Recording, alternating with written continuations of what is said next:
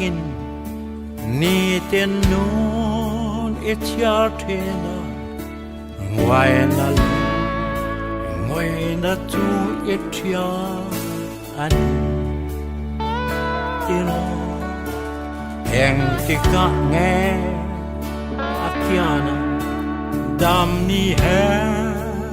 le angamo ma se be dos inui le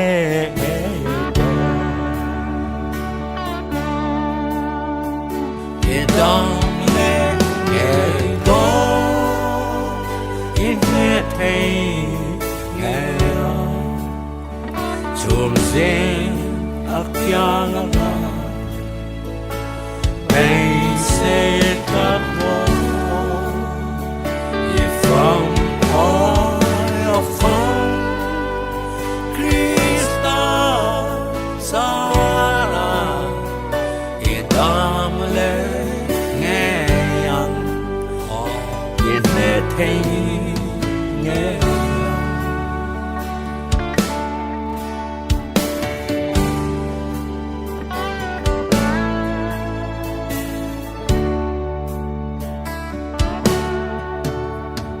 say tore omolova riach mo ba klat angle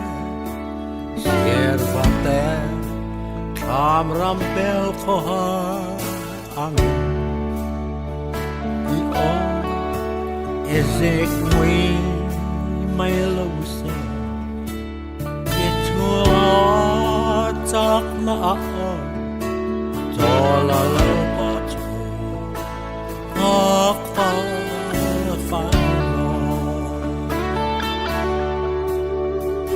in dom le ge do in he thei nghe chum zin akiala bay se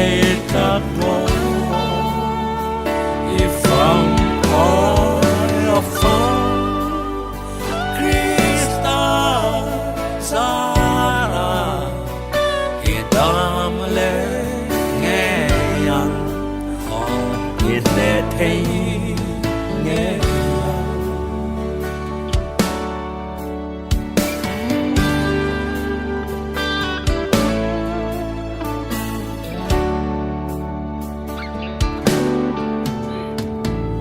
oh ilo asin vào at na yang pa ana vetu asin ikong cho bumbo we ang say matse akal san lo che ashwai dal zo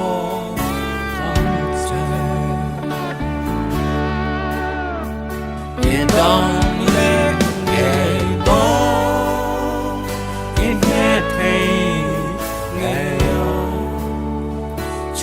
zin akiala bay say kat mo from all of fun Krista Sara idam le nghe yang ho in le thei